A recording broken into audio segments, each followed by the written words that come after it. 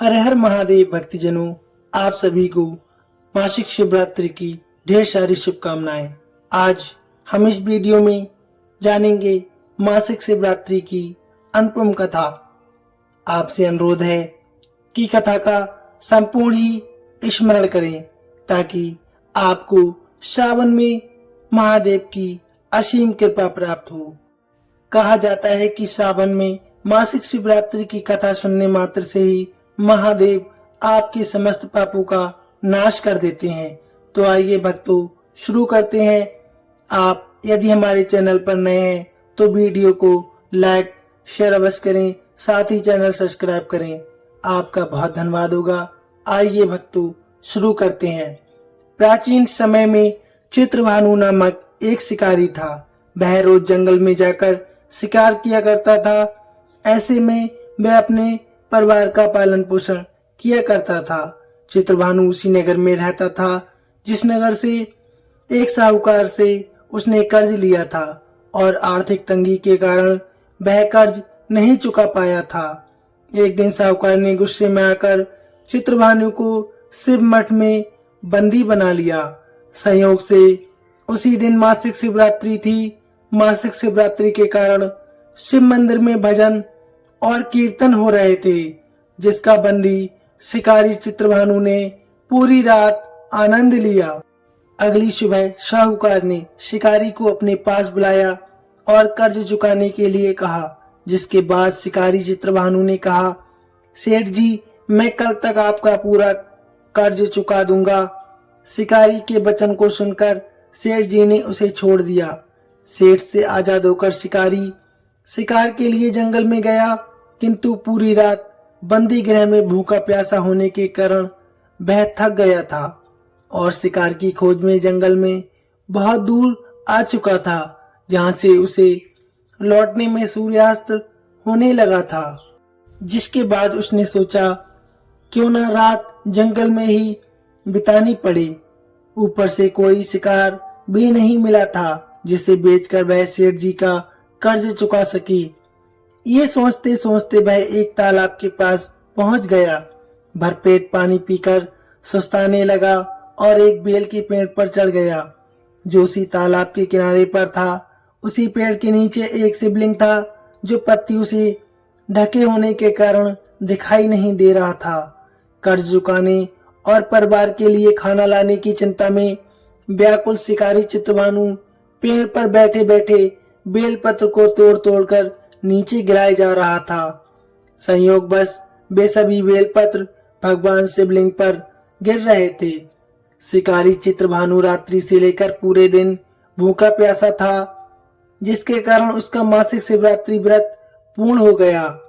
कुछ समय बाद उस तालाब पर पानी पीने के लिए एक गर्भवती हिरनी वहां पर आई और पानी पीने लगी। हिरनी को देखकर शिकारी चित्रभानु ने अपने धनुष पर तीर चढ़ा लिया और छोड़ने लगा। तभी गर्भवती हिरनी बोली, रुक जाओ, मुझे मत मारो, मैं गर्भवती हूँ और तुम एक साथ दो जीवों की हत्या नहीं कर सकते, परंतु मैं जल्द ही प्रसव करूंगी, जिसके बाद मैं तुम्हारे पास आ जाऊंगी, तब तुम मेरा शिकार कर लेना। उस हिरनी की बातों को सुनकर चित्रभानु ने अपने धनुष को नीचे कर लिया और हिरनी वहां से चली गई। इस दौरान जब शिकारी ने अपने धनुष की प्रत्यंचा चढ़ाई और ढीली करी तो कुछ बेलपत्र टूटकर शिवलिंग के ऊपर गिर गए, जिसके कारण शिकारी के हाथों से प्रथम पहर की पूजा पूर्ण हो गई। कुछ समय बाद दूसरी हिरनी झाड़ियों से निकली, जिसे देखकर शिकारी के खुशी का ठिकाना ही नहीं रहा। चित्रभानु ने उस हिरनी का शिकार करने के लिए फिर से धनुष उठाया और तीर छोड़ने लगा। तभी हिरनी बोली, हे शिकारी, आप मुझे मत मारो, मैं अभी ऋतु से निकली हूँ और अपने पति से बिछड़ गई हूँ। उसी को ढूंढती हुई मैं यहाँ तक आ पहुंची हूँ। मैं अपने पति से भेंट कर लूँ, उसके बाद तुम मेरा शिकार कर लेना। ये कहकर वह हिरनी वहां से चली गई। इस दौरान शिकारी चित्रभानु 2 बार अपना शिकार खो दिया था, जिसके कारण वह बहुत चिंता में पड़ गया। उसे सेठ जी का ऋण चुकाने की भी चिंता हो रही थी। जब शिकारी ने दूसरी बार हिरनी का शिकार करने के लिए धनुष पर प्रत्यंचा चढ़ाई तो फिर से कुछ बेलपत्र धनुष के टकराने के कारण टूटकर शिवलिंग के ऊपर गिर गए। इस प्रकार दूसरे पहर की भी पूजा संपन्न हो गई। ऐसे में अर्धरात्रि बीत चुकी थी। कुछ समय बाद एक हिरनी अपने बच्चों के साथ तालाब पर पानी पीने के लिए आई। इस बार चित्रभानु ने बिना देर किए धनुष पर प्रत्यंचा चढ़ाई और तीर छोड़ने लगा। तभी वह हिरनी बोली, हे शिकारी, आप मुझे अभी मत मारो। यदि मैं मर गई तो मेरे बच्चे अनाथ हो जाएंगे। मैं इन बच्चों को इनके पिता के पास छोड़कर आऊं, जिसके बाद तुम मेरा शिकार अवश्य कर लेना। उस हिरनी की बात को सुनकर चित्रभानु जोर से हंसने लगा और कहने लगा, सामने आए शिकार को कैसे छोड़ सकता हूँ? मैं इतना बड़ा मूर्ख नहीं हूँ। 2 बार मैंने अपना शिकार खो दिया है, अब तीसरी बार नहीं खोना चाहता हूँ। शिकारी की बात सुन हिरनी बोली, हे शिकारी, जिस प्रकार तुम्हें अपने बच्चों की चिंता सता रही है, उसी प्रकार मुझे अपने बच्चों की भी चिंता हो रही है। मैंने इनके पिता के पास छोड़कर वापस अवश्य आ जाऊंगी, जिसके बाद तुम मेरा शिकार कर लेना। मेरा विश्वास करो। हिरनी की बात सुनकर शिकारी को दया आ गई और उसे जाने दिया। इसी प्रकार शिकारी के हाथों से तीसरे पहर की पूजा भी हो गई। कुछ समय बाद एक मृग वहां पर आया। उसे देखकर चित्रभानु ने फिर से अपना तीर धनुष उठाया और शिकार की ओर छोड़ने लगा।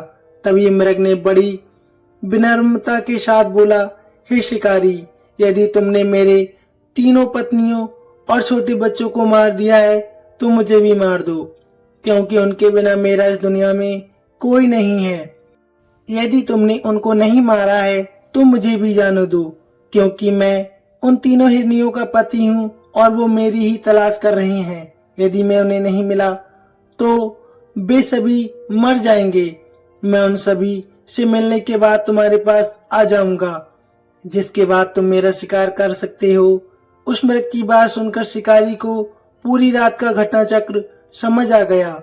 मृग ने शिकारी को कहा, मेरी तीनों पत्नियां जिस प्रकार प्रण करके गई हैं, उसी प्रकार वो वापस आ जाएंगी, क्योंकि वह तीनों अपने वचन की बहुत पक्की हैं, और यदि मेरी मृत्यु हो गई तो वह तीनों अपने धर्म का पालन नहीं कर पाएंगी। मैं अपने पूरे परिवार के साथ शीघ्र ही तुम्हारे सामने आ जाऊंगा। कृपा करके मुझे अभी जाने दो। शिकारी चित्रभानु ने उस मृग को भी जाने दिया और इस प्रकार बार बार धनुष उठाने और नीचे रखने में बेलपत्र गिरने के कारण अनजाने में उस शिकारी से भगवान शिव जी की पूजा संपन्न हो गई, जिसके बाद शिकारी का हृदय बिल्कुल बदल गया और उसके मन में भक्ति की भावना उत्पन्न हो गई। कुछ समय बाद मृग अपने पूरे परिवार अर्थात तीनों हिरनी और बच्चों के साथ उसी शिकारी के पास आ गया और कहा, अब अपनी प्रतिज्ञा अनुसार यहाँ हम आ गए हैं। हे शिकारी, अब आप हमारा शिकार कर सकते हैं।